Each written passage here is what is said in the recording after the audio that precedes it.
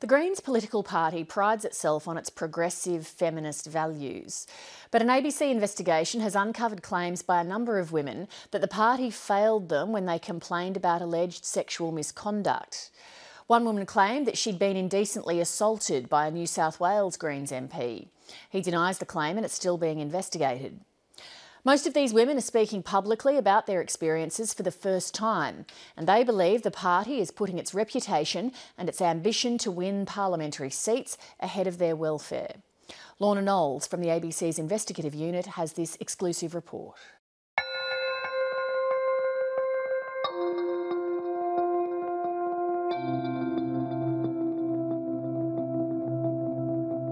It's a Friday night in 2011 and Greens party staffers are gathered for drinks at the New South Wales Parliamentary Bar.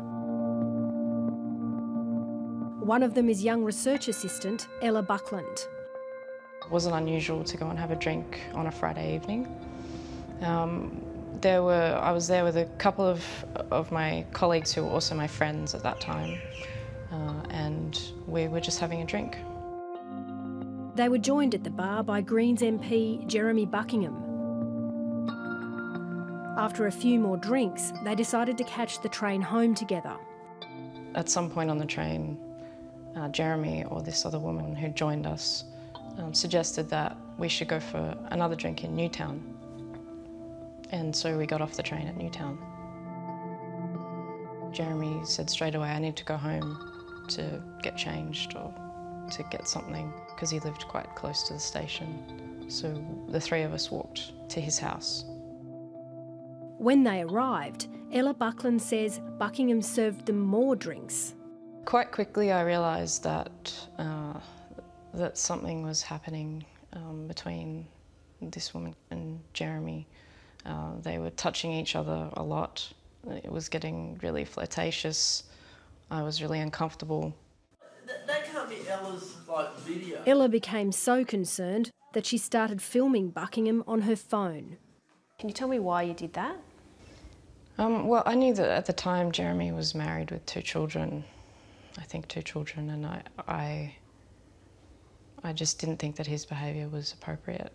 I think at the time I wanted to gently remind him that he was a public figure and that his behaviour wasn't acceptable. She was sort of holding his hands behind his back. I'd stopped drinking at that point because I started to feel uncomfortable.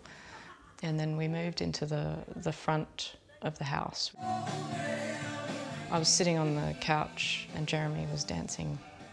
I just felt quite disgusted by his behaviour.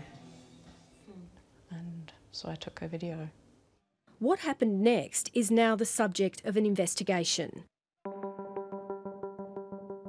While there are conflicting versions of events, Ella Buckland says she left the house and was standing in the street when Jeremy Buckingham came up behind her, grabbed her inappropriately and kissed her neck. And what did you do? I flung my hands up and said no and started walking very fast towards the main road. I was really shocked and I was afraid because I was on a dark street. I just wanted to get home. The next day, a Saturday, she says Buckingham called her on her mobile phone. He implied that I should be careful and that it must be hard working with Jan and I wouldn't want it to get any harder. Jan was Ella's boss, former Greens MP Jan Barham. How did you take that comment? I was very intimidated. Ella Buckland says she told her mother and her counsellor what had happened, but didn't report it to the Greens or to police at the time. I didn't feel supported in that position, and in the party I didn't know who to tell. I didn't know how to tell. I didn't know what to do. She quit her job in April 2012. Well, for me, I'm sure it's different for all women, but for me it made me feel like a worthless failure. I just put it to one side. It didn't matter anymore because I wasn't there, I wasn't working there. I felt like I'd made the right decision in not telling anyone at the time. In a statement to 7:30 yesterday, Jeremy Buckingham said the allegations were false and that female witnesses could corroborate that. The Greens say the matter is being investigated. Ella Buckland is not the only woman to raise allegations of sexual misconduct within the Greens.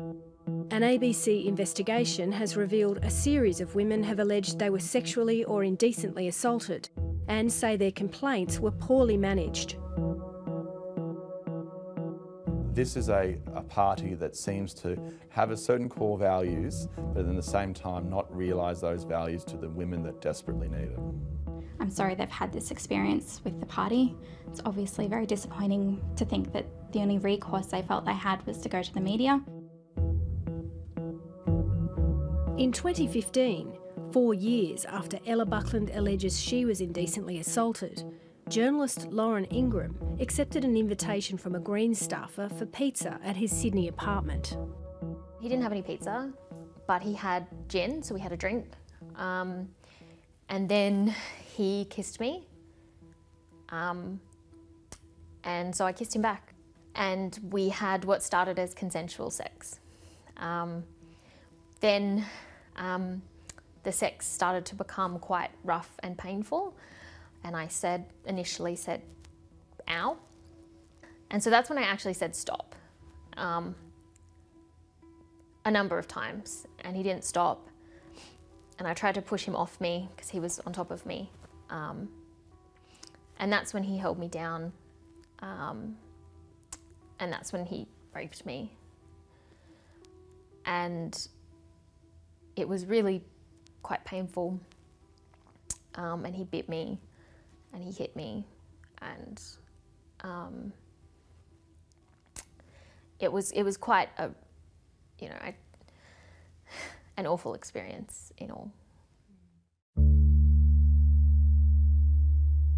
I had bruises on my arms from where he'd held me down. I had a bruise developing along my jaw from where he'd hit me. And he made a joke about needing to cover it up for work. Lauren Ingram went to hospital where her extensive injuries were recorded and then to the police. It would be almost 2 years before she complained to the man's employer, the New South Wales Greens Party. I found out that he was working in a position where he was involved a lot with the young Greens and particularly with volunteers, which meant that he was around a lot of young women, which concerned me. And what was their response? So at first it really seemed like they were on my side.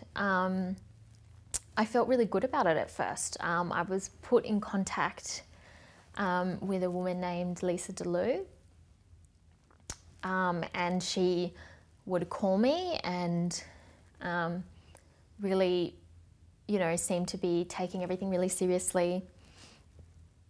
And she told me that they were going to temporarily suspend his membership until they could investigate. They told me that there was a number of other women who had made complaints and that the complaints ranged from sexual harassment to sexual assault. But then Lauren Ingram heard nothing for months. Frustrated by the lack of action, she took matters into her own hands. I just got so angry. So I tweeted about what happened to me in detail, and I tweeted his name and said that he'd raped me. People got very upset. The Greens, the New South Wales Greens themselves, tried to claim that they'd done something, but they clearly hadn't. I certainly thought that the party would do better. I'd hoped the party would do better. Lauren Ingram says even after all the publicity surrounding her case, she received no official response from the Greens. I never got anything formal in response saying this is how we've dealt with it. All I got was, all I saw was the media release. The press release said the man had been suspended and that the party was strengthening its policies on dealing with sexual assault. Police are still investigating Lauren Ingram's complaint.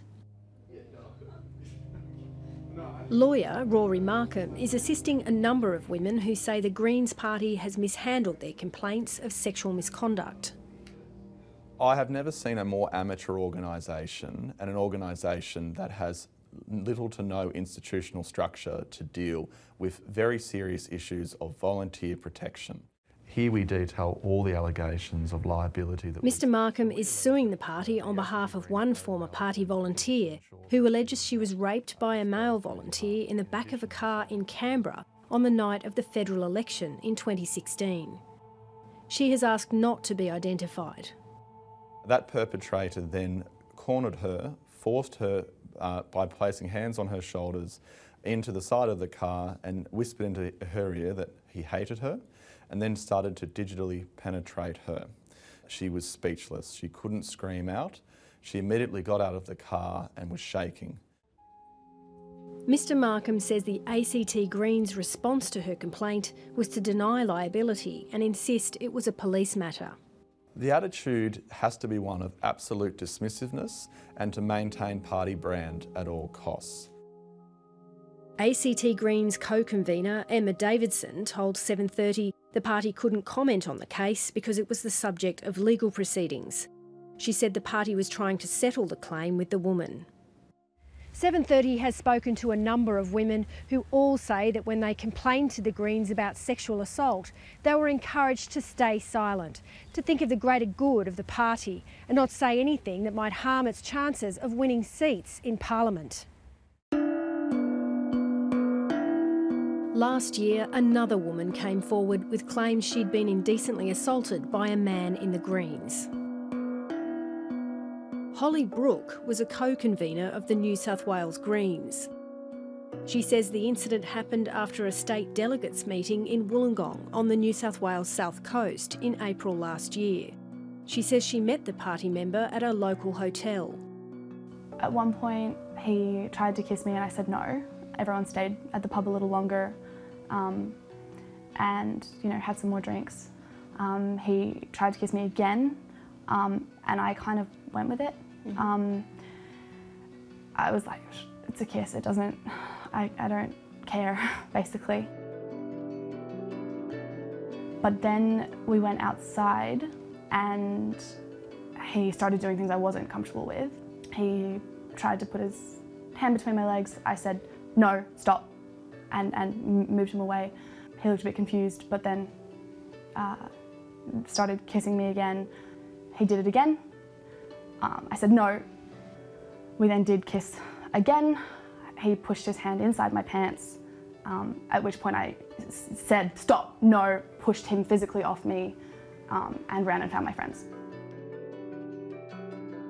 Holly Brooke reported it to the Greens in August when she discovered she would be sharing accommodation with him at the next state delegates meeting.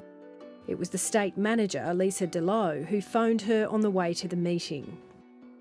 She took her own notes of what I was telling her when I was standing in the corner of a petrol station. They found somewhere for him to stay instead of being at that Young Greens accommodation, but said that he could come, he was fully entitled to come to all the sessions of the SDC.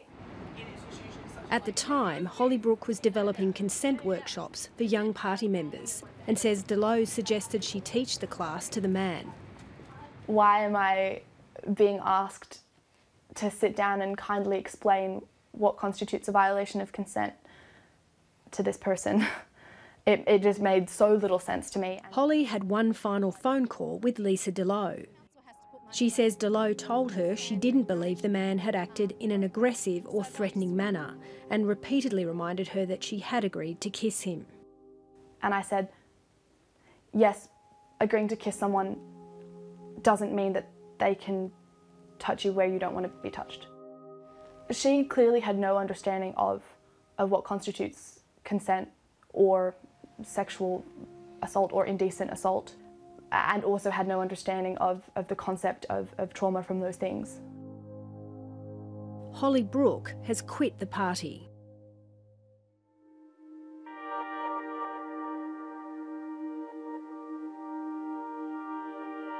Ella Buckland, still haunted by her experience back in 2011, saw this Facebook post by Greens MP David Shoebridge in January this year.